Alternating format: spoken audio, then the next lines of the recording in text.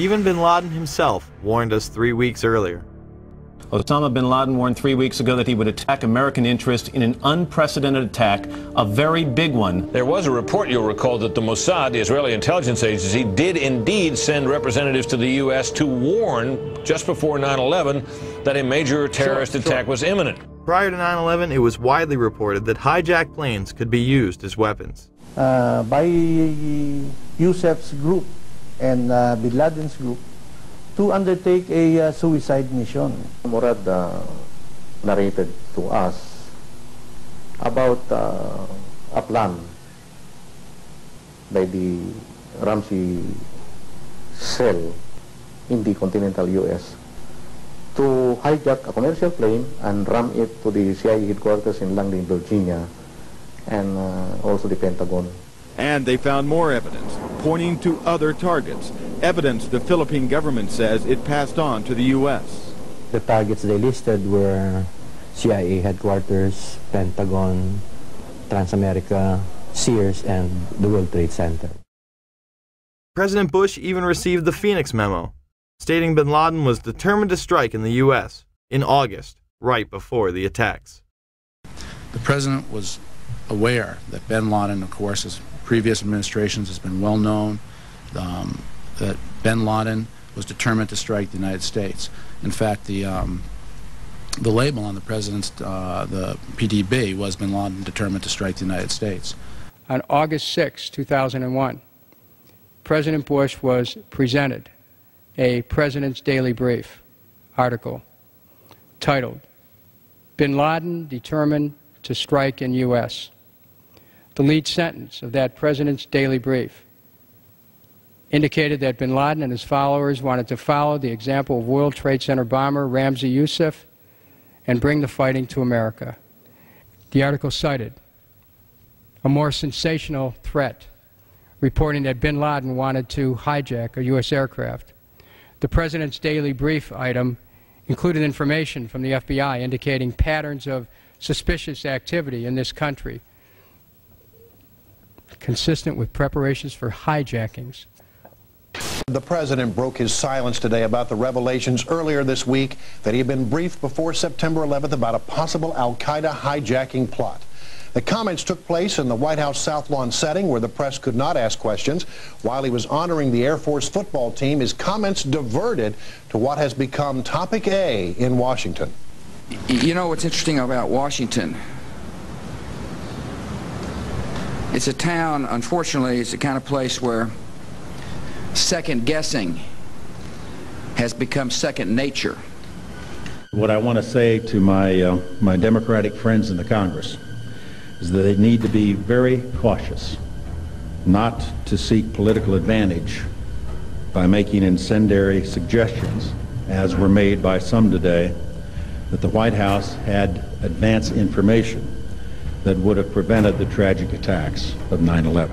Clark confirms that in June, July, and August 2001, the Central Intelligence Agency warned the President in daily briefings of unprecedented indications that a major al-Qaeda attack was going to happen against the United States.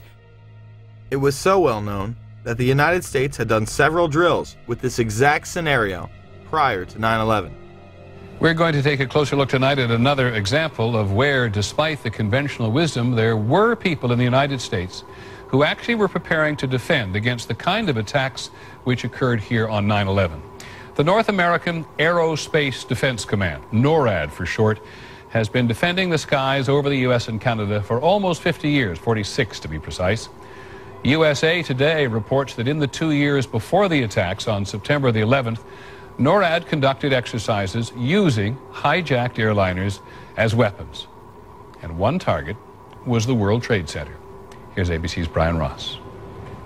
President Bush has said again and again that no one could have imagined what Osama bin Laden ordered for September 11th. We knew he hated us. But there was nobody in our government, at least, and I don't think the prior government, that could envision flying airplanes into buildings on such a massive scale. But that turns out not to be true. U.S. military planners did envision and practice those very scenarios.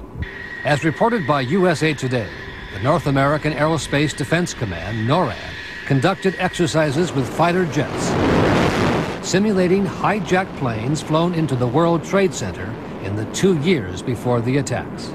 Pentagon planners also envisioned the attack on the Pentagon 5 months before it happened. One of these drills was run on June 1st and 2nd of 2001.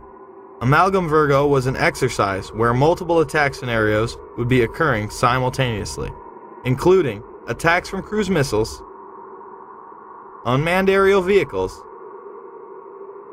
and hijacked aircraft. The scenario also envisioned a hijacker taking control of a commercial aircraft and slamming it into the nation's capital. The exercises would constantly be monitored by military satellites and planes.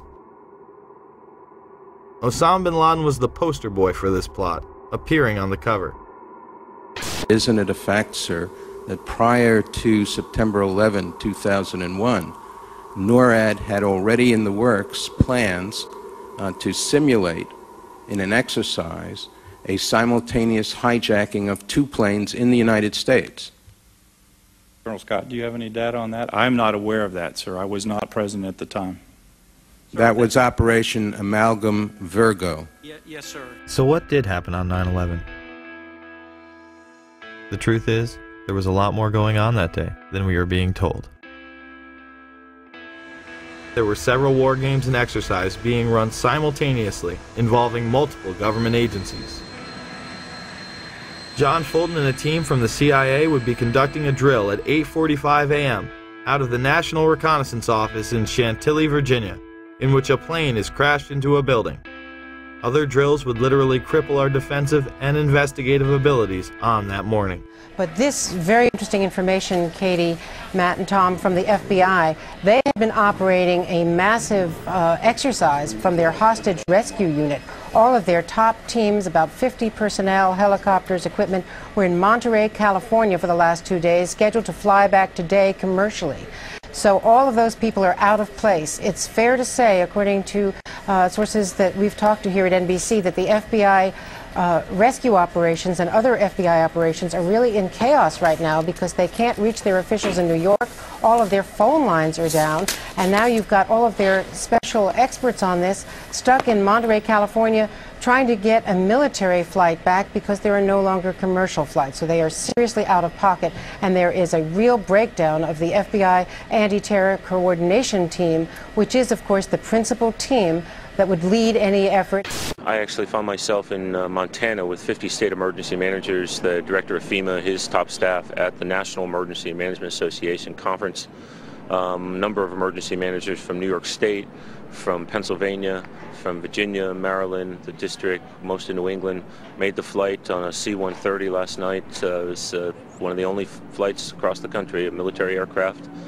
Northern Vigilance would redirect fighter jets out of the northeastern sector to patrol Canada and Alaska.